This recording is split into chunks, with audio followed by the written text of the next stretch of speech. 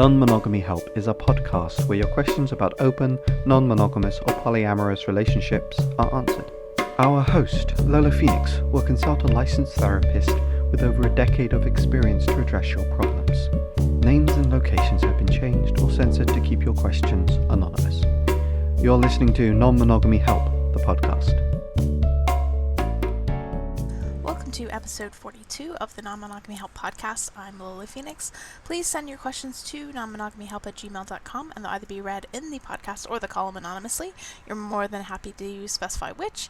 If you want to read the columns and listen to the rest of the podcast, you can go to nonmonogamyhelp.com. And I also have a newsletter where you can get stuff in your inbox if you can't and don't want to follow us on social media. That's at go.nonmonogamyhelp.com/email.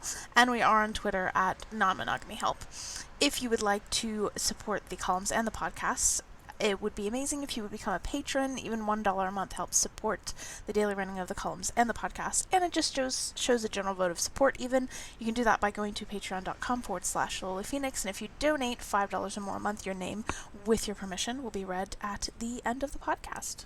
Let's get to this week's discussion question. If this is the first time you're hearing this, every week before I read the letter, I put forth a discussion question that you can use with your friends, partners, or anyone else to get to know them a little bit more. I also would answer it myself briefly to give you a bit of context, but I try to be very concise. This week's discussion question is, what do you regret, or what do you most regret so far? And this is a very interesting and deep question, I think, a little bit more deep than some of the other discussion questions that we have. I am the kind of person where I feel like regret is... I have a funny relationship with regret. I kind of feel like regret almost seems like if I could do it over, I wouldn't do it. But I do kind of think that sometimes some of the mistakes that I've made have really been things that needed to happen for me to learn.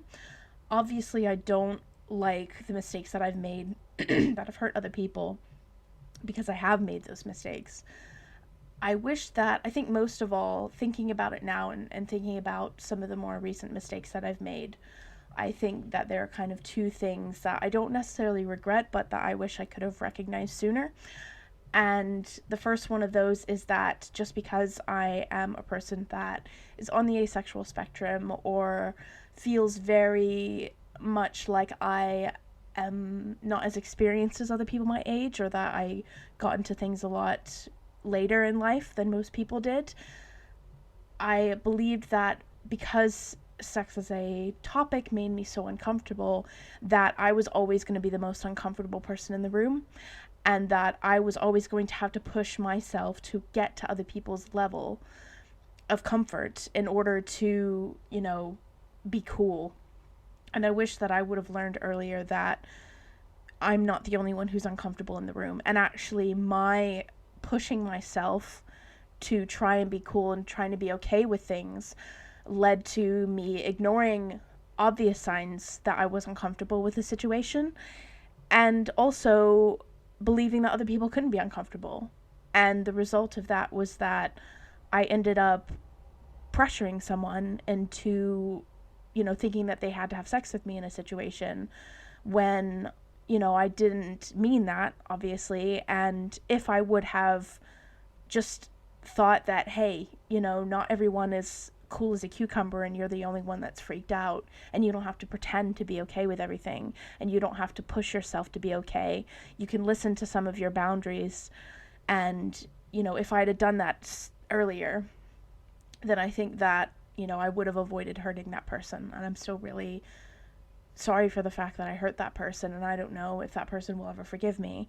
But if I would have learned that earlier, I think that I could have avoided that. Even though it was important for me to learn that lesson, I would have appreciated learning it in a different way. I think that another thing that I wished I would have learned differently was that I don't always have to gravitate. Let's see, what's the right way to say it? Just because I've known someone for a long time doesn't mean that they're safer for me.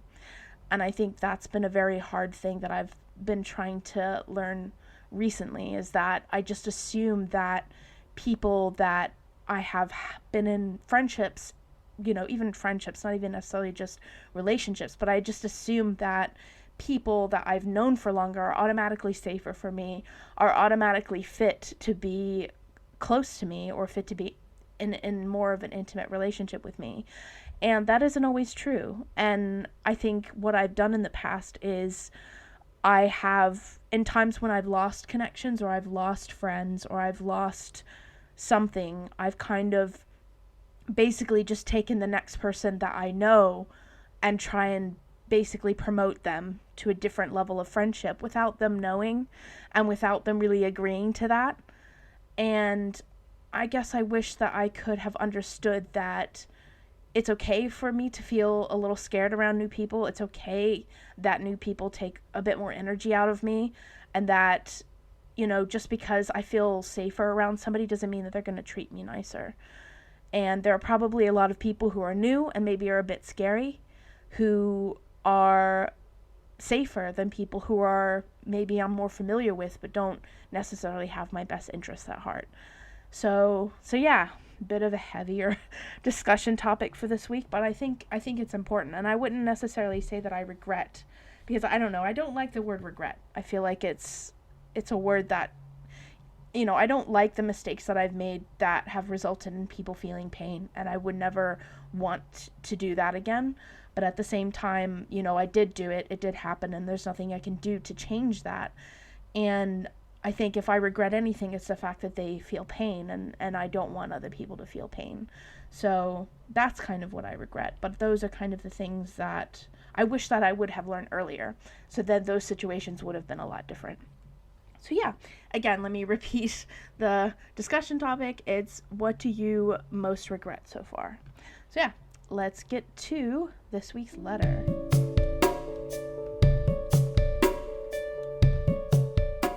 I'm in a tough situation and would love your input. I've been in a relationship with my wife for 10 years. We've been open for 7, married for 5. I'll say that aside from sexual intimacy, my life with my wife is beautiful. We have adventures, we have amazing friends, we travel, and we have shared goals. She's struggled with depression off and on, and the most recent time lasted 3 years. It's been challenging, and I've supported her through all of it. When we get together, I don't know that for my own fulfillment, I'm absolutely needed to prioritize sexual compatibility. To be happy, I need to feel sexually valued and desired by a partner. A strong, ongoing sexual connection is a cornerstone of a romantic relationship for me. When we started dating, we had a pretty good sexual connection for about 3 months, but then her interest in sex began waning. Since then, she's generally rejected me when I've attempted sexual intimacy. She's avoided flirting with me so as not to lead me on, but when I've come right out and asked whether she's attracted to me, she always says she says she is. I've asked if she would prefer we take sex off the table in our relationship, and she got angry and said no. I've also read a lot on Avon. For those who don't know, Avon is an asexual website, and asked if she's noticed anything on the site that resonates with her, and I told her I would love and support her however she identifies. She got angry with me when I asked and said no. In the times that we have been sexually intimate, it hasn't been very fulfilling for me, because it felt disconnected and she didn't seem present. For the most part, she had no passion, no zeal. She's even fallen asleep during sex on 3 or 4 different occasions. For a while, I thought something was wrong with me. After almost 10 years of continual rejection, my self-esteem was shredded, and my sexual well-being was impacted in a lot of ways. I'm now working to heal those wounds with a sex-positive therapist. Because I was young, naive, and in love with her, I always made excuses, expecting things to change. I would tell myself things will be better when X, Y, or Z happens, name any and all external factors here. I tried a lot of different things to fix it, but I've tried to tread lightly because the last thing I wanted was to make her feel pressured or inadequate. Over the 7 years that our relationship has been open, my wife and I have had multiple connections with others, and it's always been a really fun and positive element of our relationship. In fact, she always said that she thought it was hot when I had sexual encounters with other people. It was fun for me, and I felt sexual validation from my other sex partners, but I found that I still felt empty and unhappy because my connections were casual rather than the sustained sexual romantic bond that I need to be happy. My wife and I never defined ourselves as polyam, and we have never gone as far as to have girlfriends or other committed romantic relationships. We've had connections that have felt more romantic than platonic, but we've always said that our connections would be based more on friendship and sex rather than romance and love. A 1.5 years ago, I met someone who I have an incredible, life-changing connection with. I'll call her A. In the time that I've known her, I felt more happy and fulfilled than I have in almost 10 years. Several months ago, my wife started seeing a therapist to work through her sexual and mental health blocks. I've been supportive of her the whole way. She's now in the process of rediscovering her sexuality and is asking me to end things with A so that we can work on our non-existent sexual connection. She says that it's incredibly painful for her when I spend time with A because it triggers her feelings of inadequacy, and she couldn't give me what I needed, so she feels that I replaced her with A. My wife and I are seeing a queer, sex-friendly therapist together, and even still the therapy isn't helping, and my wife is devastated every time I do so much as go to lunch with A. I don't want to hurt her, and I don't want to destroy our marriage, but she says she's distraught and can't live like this anymore. I want to be a good partner and continue to support her, and I suppose being a good partner means ending things with A, but just the thought of it makes my stomach churn. It's so hard to lose someone so important to me, and I can't string A along like this, and she doesn't deserve to be treated as disposable. My wife is upset that I'm hesitating to end things with A, and she's telling me that if our marriage was my priority, I'd do it. I've developed strong feelings for A, which is not actually allowed in our version of non-monogamy, but I want it to be, and I want the opportunity to expand this into this connection. Despite developing feelings, I've continued to respect my wife's boundaries to help her feel comfortable with A. I've complied with the rules that she's laid out over these past 18 months. A is well aware of all the boundaries as well. The thing is, a sexual connection with my wife is not there, and I don't know that it ever will be. When we are intimate, it is not pleasurable for me, and in fact makes me feel a little uncomfortable, like being intimate with a family member. I don't know whether or not this can be fixed. I hope that it can. I just don't see a way out. Not one where I can be happy anyway. If I lose A, then I'll go back to living the way I was before, content enough but never fulfilled, because it means abandoning a big part of myself. If I don't end it, I'll devastate my wife, injure our relationship beyond repair, and likely lose my marriage and the entire beautiful life we've built together. The rules I've complied with have included seeing A limited number of times per month, a curfew when I do see her, texting my wife every couple of hours, including each time I move from one location to the other when I'm with A, and setting up times for the three of us to hang out. For a time, I couldn't spend money or go out for meals with A, so A and I would watch movies or play board games at her apartment. But then my wife changed her mind and asked me not to hang out at A's apartment, but neither of these last two rules are in place anymore. To further demonstrate to my wife that she's my priority, A and I paused for 5 months last spring. A was understanding, but it didn't help my wife, and it only hurt A and me. My wife has an intense connection with someone I'll call H. They had and still have a close, special bond, but then my wife de-escalated their relationship to a platonic friendship when we moved out of state 4 years ago.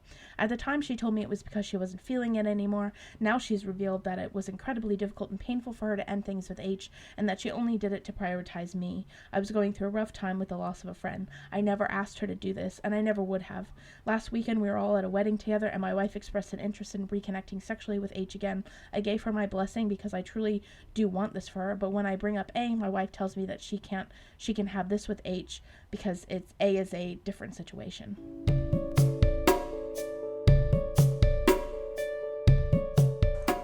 Before I get to this week's answer, I'm going to quickly plug this episode's sponsor, BetterHelp. Quite often in a lot of my columns and podcasts, I encourage people to seek a polyamory-friendly therapist. For a lot of people, looking locally for a therapist who might be supportive of polyamory can be impossible or out of their budget. BetterHelp allows you to find a therapist online that you can send messages to at any time of day, and it does offer some financial aid for people who may not find traditional therapy affordable. And I've been assured through their clinical team that there are polyamory-friendly therapists on the platform, so you might have to ask for that, but they do have it. So if you want to get 10% off your first month, you can use the promo code non-monogamy-help, or you can go to betterhelp.com/non-monogamy-help. And now we'll get to this week's answer.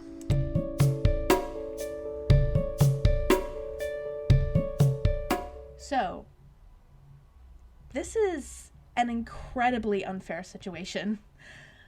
That's my first comment about this. Like, it's so massively unfair in so many different ways. Like, when you first started describing what was happening and you started saying about, you know, how you basically haven't been sexually compatible, and that's the truth of it. You're not sexually compatible, whether it's due to reasons that, you know, your wife needs to work through things, or it's due to her being naturally the way she is, which you've also been really, really supportive of.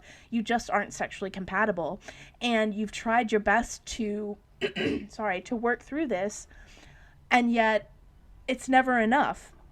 And then you add this bit at the end where you've complied with rules about you can only see A a certain number of times per month, that you have a curfew, that you're texting her when you're moving from location to location, like, and then you're not allowed to spend money together, and then you're not allowed to hang out at the apartment, and then you're not allowed this, you're not allowed that. You know what? Why don't, instead of demonstrating that your wife is a priority, demonstrate that you are a priority to yourself? You are allowed to be happy, and you are bending over backwards in all of these situations to make your wife happy, and you're doing it sacrificing your own happiness, and it's also impacting A. Like, as you said, A is not disposable, and she shouldn't be treated like she's disposable. And given the fact that, you mentioned this side relationship with H, like, if anything, well, first of all, she lies to you, and for like, she can't even honestly communicate about it because she knows that she's making this decision. And I mean, it's just wild. Like, I don't even have the words to, she sacrifices something for you without telling you, without you requesting it, and then expects you to do the same when you never talked about it or agreed on it. And the result is that you are being hurt, and A is being hurt. She should know exactly how it feels to just give up a relationship and throw it out the window, but she doesn't care because it's all about prioritizing the marriage and prioritizing you two and prioritizing her. What about prioritizing yourself? Like, you've given up so much in this relationship to try and make her happy.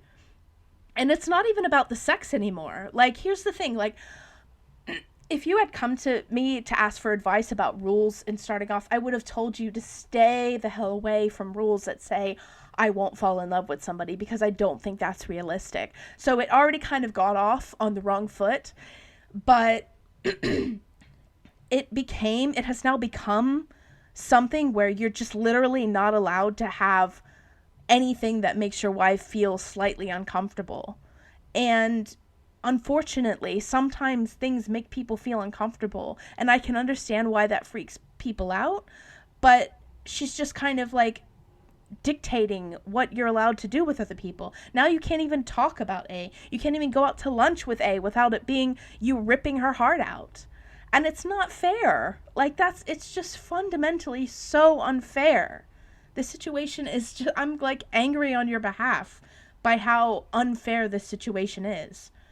Now, in this situation, like, if it were one thing, if she were making the simple request and there hadn't been all these other issues about H and about her basically controlling every aspect of your relationship with A, and she just wanted to stop non-monogamy because the reasons that you started non-monogamy were because of the sexual incompatibility, then I might ask you to examine the reasons that you went into non-monogamy and be really honest about them. Because the thing is that the whole reason for you need to get rid of A because A reminds her of her inability to please you. And I just think that you need to be really, really honest about this. You did go into non-monogamy, seemingly, unless there's something you haven't included here, because she didn't want to have sex with you in the way that you wanted. Like, you have a base level incompatibility, and I know that it sucks, and I know that it's going to be a source of insecurity for a lot of people, but sometimes people are at a base level incompatible, and the only thing that you can do is either break up, or you can choose to make some compromises. And this is a subject in terms of sex, where you can make compromises by opening up your relationship. And I don't think it necessarily has to be about incompatibility. It doesn't have to be like your wife wasn't enough. It's about the fact that for whatever reason, she wasn't interested in having sex. And rather than pressuring her or, making the situation into something that you would resent, you both agreed to something else. And she also had other encounters, it sounds like, not just with H, but maybe with other people. So, the kind of trigger for it, even if you don't necessarily believe she's completely and utterly, not good enough or anything like that, the trigger for it was very much that you wanted to have sex with other people. And if you revisit that and say, well, our connection isn't really, what I need yet, so I don't want to end my relationships with other people. And I think that's totally and completely valid. And it's not fair after all of this stuff. Like, quite frankly, I'm surprised that A is still hanging around. Because if anyone asked me to pause our relationship for somebody else for 5 months, and I was being jerked around like this, and my partner had to, like, text someone every time we moved, and then, oh, now they can't spend money on me, or we can't, like, I would have dumped you, quite honestly, a long time ago, because I wouldn't be okay with someone who's not involved in the relationship dictating my relationship. So I'm surprised A has held on for this long, given the push pull of this. So it's just not fair. Like, and you've demonstrated that she's a priority over you. You've already demonstrated that, and yet it feels like her level of anxiety, and I totally understand her level of anxiety, and I don't blame her for having it, and I don't think she's a horrible person, but there's a thing about anxiety where if you give it an inch, it will take a mile. And this is one of the reasons why I really advise people to sit with their discomfort when they're in polyamorous situations. Sit with that and don't immediately start creating rules around it. Sit with it, go through it, know that you'll survive. Because if you just, I found it's very similar to the anxiety that I've felt in other situations in my life when I've had compulsions and when I've been like, I've created, these fears in my head that, I can't do this thing or something horrible will happen. And the minute I fed into that and I stopped doing that thing, it just more things would be added to that list. Oh, now I can't do this because something horrible will happen. Oh, now I can't do this because something horrible would happen.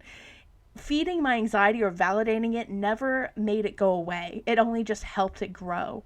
And I think that because you've complied with these rules, it's only just fed her anxiety. She's only allowed her anxiety to continue to grow because it's just growing and growing. Like at first, you only can see her a certain number of times a month. Then you have a curfew. Then I don't know at what point these rules were all in effect or whether they were all in effect all at the same time. But now you can't even talk about her because, it tears out her heart every time you talk about her. Or go out to lunch with her. Like, it's growing and growing, and she's never really going to be satisfied unless she either addresses this anxiety and learns how to cope with it with whatever therapist she has, or until you break up with A. Like, unfortunately, she's putting you in that position.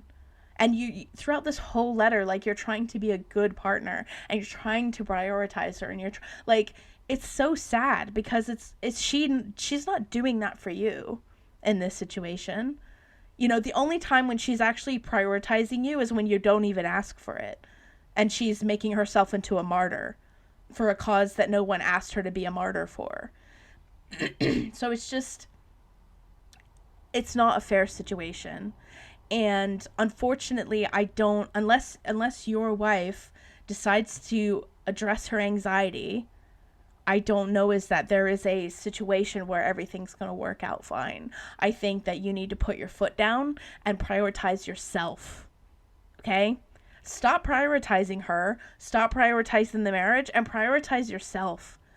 You are happy with A. You have this great connection with her. And it's not so much about choosing A over your wife. It's about saying to your wife, I want to be in a non-monogamous relationship. I want to continue my relationship with A. I will not be dumping A at your request. I will not be, and I don't think you should, I will no longer be allowing you to dictate the time that I spend with A and when I can. Obviously, I'll try and work with our schedules and make sure that I give you enough time, but you will not be dictating to me at what times I can or can't be with A. And I will work with you to rebuild our sexual connection. I will work with you to rebuild our trust. I'll work with you to rebuild whatever it is we need to rebuild. But I'm not going to get rid of this relationship to do that, because I don't believe I need to do that. I don't believe that A is preventing me or preventing you from actually working through this. You may be feeling insecure about A, you may be feeling challenged about the situation with A, and we can work through that, but I'm not going to react to your insecurity around it by dumping someone that I care about. And I think you can totally do that. you can still continue to support her, and you have supported her. All the times that you've been with A, you have consistently demonstrated that you care about her, even when it has been unfair to you and unfair to A, and I don't think you should do that anymore. But I do think you can say, I'm absolutely willing to stay in this relationship with you. I'm absolutely willing to make sure that I give you the energy that this needs in order to work. It's not about prioritizing one relationship over another, because that's really just weird. Like, I mean, imagine if, you know, you were tending a sick cousin or something like that. Like, would you be thinking about, oh, I have this sick cousin, but I need to prioritize my marriage? Human relationships don't work that way. Like, and it's just weird and competitive to be like, yeah, I have this other relationship, but my wife is more important than anything else. Like, that's just not how humans work. Like, obviously, like, you know, we care more about the people that we have relationships with than random people we see off the street at certain points, you know, but I just feel like even those cut and dry situations are like, you know, anyone who forces you to choose, that's not a good thing. And she shouldn't be forcing you to choose. And if she's using exact language like you described about saying that basically if you cared about her, you dump A, like, that's just not fair. That's absolutely, completely unfair. And whatever couples therapist you're working with, if she's saying that while a couples therapist is in the room with you and the couples therapist is not saying anything about that, then you need to fire that person and find a new one. Because that is fundamentally horrible. I mean, it's emotional blackmail. Like, absolutely, no. So yeah, to sum up, yeah, this is an incredibly unfair situation, and I'm sorry that you're in this situation because it's really shitty. I think that A is absolutely not disposable, and you shouldn't treat her like that. And if anything, your wife should know what it feels like to have to feel like you have to dump someone even though you never asked for that. And the biggest kind of message that I have for you is that rather than prioritizing your marriage, you need to prioritize yourself. You need to secure your own mask before you start putting on everyone else's mask, and figure out what it is that you want and put your foot down and say, like, no. And if that's not a tolerable situation for your wife, like, I understand, like, you know, yes, it's going to feel shitty when, you know, your partner and you have an incompatibility. I mean, I've had similar situations with my domestic partner where I'm not a big party person and my domestic partner is a big party person, and it took me a long time to not feel inadequate. It took me a long time to not be scared that my partner would chuck me and leave me for someone who loved parties too. And I understand that, and she's allowed to feel those feelings, but just because she feels those feelings doesn't mean that A needs to be thrown out, you know, and chucked out. Like, that's not how you handle that. You can be absolutely willing to work through her feelings with her, absolutely willing to reassure her, but I wouldn't dump A, especially not in this situation. And I would actually stop doing all of these things. Like, I would absolutely refuse to allow someone else to tell me how often I could see someone else. Like, it's one thing if you were going out with A all the time and she said, hey, I don't see you as often as I'd like to see you and it's really hurting me. That's one thing. But she can't dictate to you the number of times you're allowed to see someone per month. You're not a child. You don't have a curfew. And I don't think you should put up with that anymore, let alone dumping A. Like, absolutely not.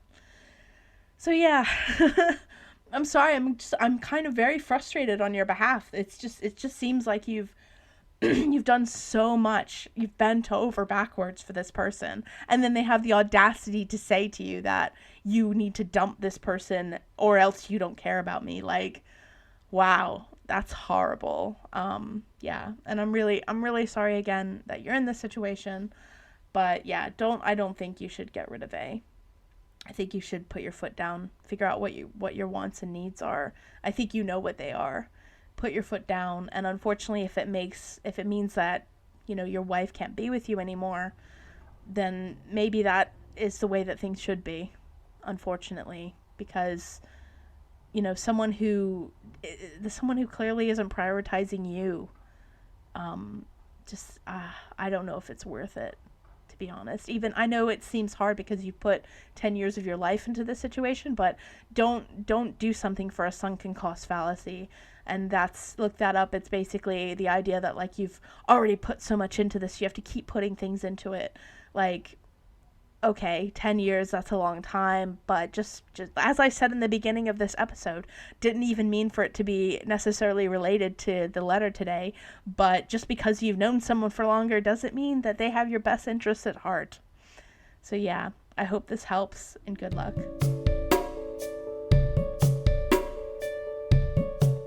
Thank you again for listening to Non-Monogamy Help. Just if you want to be awesome, another reminder, you can donate to the Patreon. Donating $5 or more means that your name, with your permission, will be read at the end of the podcast. And I'm going to do that now for those lovely people. This week's current patrons' names are Laura Boylan, Chris Albury-Jones, Duke, and James Wartell. If for whatever reason you can't become a Patreon because life happens, you can take 5 minutes to log into iTunes, find the podcast, and rate and review it. That would be also really helpful. It helps me get the podcast out there to new people. If you don't want to write a review, that's absolutely fine. Just do a rating. I would appreciate it either way. So yeah, if you have 5 minutes to spare, just pop onto iTunes, Apple Podcasts. Just please rate and review. So yeah, that's all for this week. You will get a new column next Friday and another podcast episode in a fortnight. Thank you so much for listening, and last but not least, so sorry for the background noise. Bye-bye!